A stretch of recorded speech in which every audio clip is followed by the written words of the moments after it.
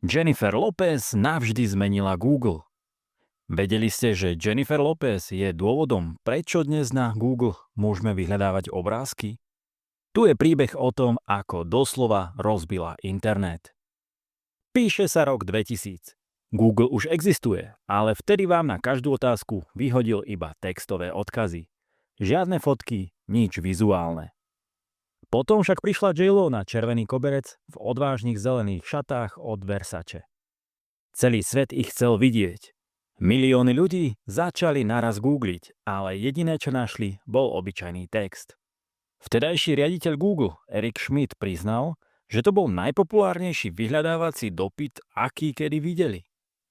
Keďže Google nedokázal ľuďom doručiť to, čo chceli, teda fotku J.Lo v nádherných šatách, rozhodli sa vytvoriť Google obrázky a oficiálne ich spustili 12. júla 2001.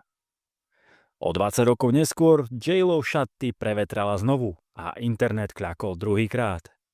Mimochodom, tie isté šaty pred ňou mala v roku 2000 aj Geri Halliwell, členka Spice Girls, a aj samotná Donatella Versace. Ale len J.Lo zmenila históriu technológií. Mala by Jennifer Lopez dostať od Google províziu? Napíšte to do komentárov a sledujte kanál pre ďalšie zaujímavosti.